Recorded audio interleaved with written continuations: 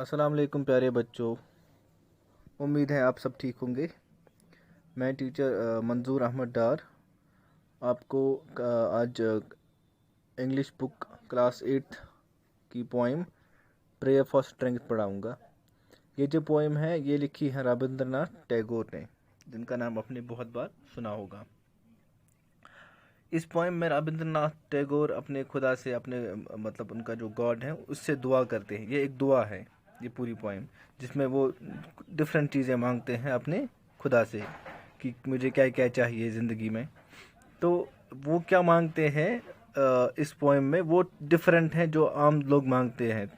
तो इसीलिए इस पोइम को हम इंस्पिरेशनल कह सकते हैं, इंस्पायर हम होते हैं इस पोइम से, ठीक है। और ये पोइम जो है एक दुआ की फॉर्म में है, दुआ की शक्ल में ये पोइम है पूरी।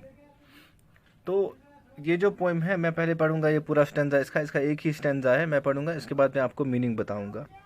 तो ये है, this is my prayer to thee my lord, strike at the root of penury in my heart, give me the strength lightly to bear my joys and sorrows, give me the strength to make my love faithful in service, give me the strength never to disown the poor or bend my knees before insolent might, give me the strength to raise my mind high above daily trifles, and give me the strength to surrender my strength to thy will with love।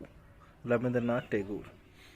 तो ये जो poem है ये start होती है, जो poet है रविंद्रनाथ टैगोर वो अपने लॉर्ड से, अपने गॉड से मांगते हैं कि आप उसका जो दिल है उससे जो वो मतलब पोवर्टी होती है, पोवर्टी में जिसके दिल के गम होते हैं, दुख होते हैं, वो उससे हटाए, उसका दिल कुशादा करे, उसका दिल वसी करे, मतलब उसका दिल तंग ना बनाए। वो अपने रब से यही मांगते हैं। वो बोलते हैं कि मुझे इतनी ताकत दो, मुझे इतनी स्ट्रेंथ दो, ताकि मैं दुनिया के जो मुझे मिलते हैं दुनिया में, अपनी लाइफ में जो दुख मिलते हैं और खुशियाँ मिलती हैं, मैं उन दोनों को ऐसे संभालूं कि मैं उनमें बह ना जाऊं। अगर मुझे गम मिलेंगे कभी तो मैं उन गमों में ही ना रहूं, अगर खुशी मिली तो खुशियों में ना ही रहूं, मतलब मैं खुशियों की वजह से फिर तुम्हें ना भूल जाऊं या किसी बाकी लोगों को ना भूल जाऊं। जैसे होता है दौलत मिलती है वगैरह, फिर इंसान को घमंड आ जाता है कि कभी कभी जो दौलत नहीं मिलती तो इंसान बिल्कुल मायूस होता है अपने रब से। तो ये बोलता है कि मेरा दिल ऐसा बनाओ कि मैं दोनों चीज़ें संभाल सकूँ। और ये रविंद्रनाथ टैगोर मांगते हैं कि उसकी जो मोहब्बत है वो अपने जो उसका काम है लोगों के लिए, इस दुनिया के लिए, उसके खुदा के लिए, उसके लिए फ़ायदेमंद हो, उसकी मोहब्बत उस चीज़ के लिए फ़ायदेमंद हो, वो अपनी सर्विस के लिए।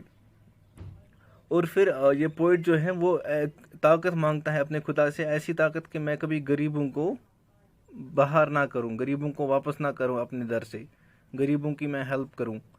और जो ऑब्नॉक्शियस माइंड्स होते हैं, मतलब जो कुछ ऐसे लोग होते हैं जो सही नहीं होते हैं, उनके सामने मैं झुकूं नहीं, मतलब उनके सामने मैं डटा रहूं, ऐसे ही अपने खुदा से मांगता है।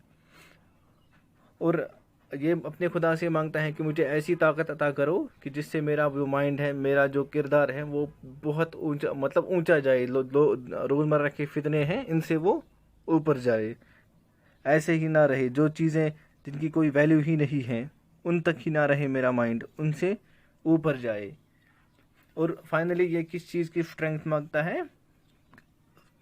Surrender my strength to thy will with lord, अपने आप को जो अल्लाह की मर्ज़ी है, जो खुदा की मर्ज़ी है, उसे रविंद्रनाथ टैगोर बोलता है कि मुझे ऐसी ताकत दो कि मैं उस मर्ज़ी, आपकी उस मर्ज़ी के मातहत रहूं, उसी में अपनी मोहब्बत गंवाऊं। मतलब आपने देखा होगा तो इस पोएम में जो पोइट है वो एक तरीके से एक मीनिंगफुल चीज़ें मांग रहा है अपने रब से कि मुझे गरीबों की मदद कर सकूं, मेरा किरदार अच्छा हो, मेरा दिल खुश रहे, मेरा दिल कुशादा रहे, और मैं आपकी मर्ज़ी है उसके मातहत रहूं, उसके अंदर रहूं। तो ये एक तरह की दुआ है।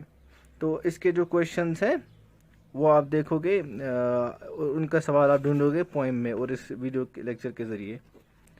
बाकी हम नेक्स्ट लेसन जो है वो कल पढ़ेंगे। Take care.